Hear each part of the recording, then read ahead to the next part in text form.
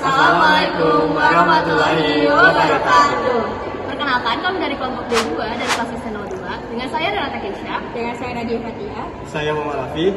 Pada kesempatan kali ini, kita akan melakukan praktikum mandiri tentang korosi. Selamat menyaksikan.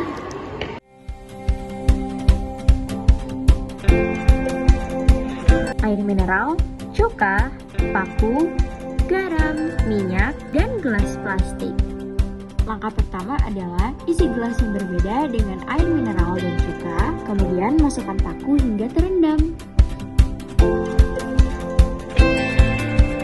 Kemudian isi gelas yang berbeda dengan minyak dan air garam, kemudian masukkan paku hingga terendam.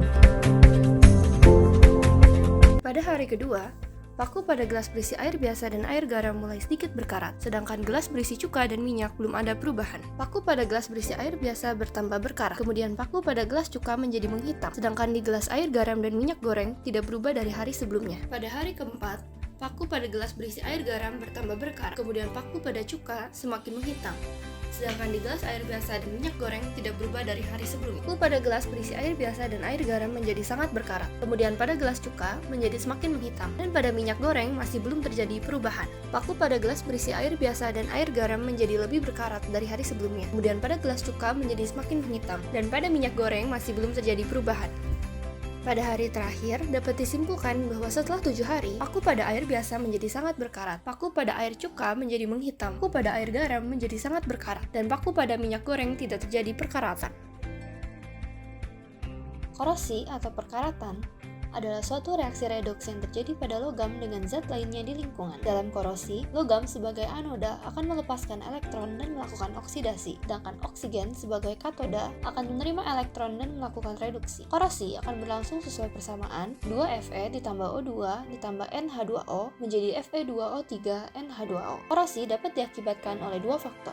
Faktor yang pertama adalah faktor metalurgi, contohnya tingkat kemurnian bahan, campuran bahan, struktur bahan, dan lain-lain. Dan faktor yang kedua adalah faktor lingkungan, seperti suhu, kelembapan, keberadaan cairan yang korosif, dan lain sebagainya. Gelas A terjadi korosi karena besi pada paku bereaksi dengan air, serta oksigen yang mengakibatkan terjadinya reaksi redok dan menghasilkan karat. Pengaruh air dan oksigen bersamaan memberikan karat yang paling banyak. Gelas B tidak terjadi korosi karena tidak terdapat oksigen dan air di dalam cuka masak CH3COOH untuk bereaksi dan redok. Gelas C terjadi korosi karena besi pada paku bereaksi dengan air, serta oksigen yang mengakibatkan terjadinya reaksi redok dan menghasilkan karat.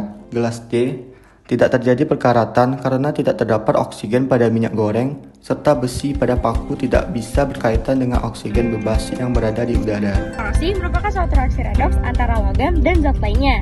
Terdapat berbagai faktor yang dapat mempengaruhi laju korosi, yaitu faktor metalurgi dan faktor lingkungan. Nah, kita dapat mencegah terjadinya korosi pada besi dengan memberikan lapisan pelindung anti karat seperti mengecat besi, galvanisasi, chromium plating, dilapisi plastik, dan lain sebagainya.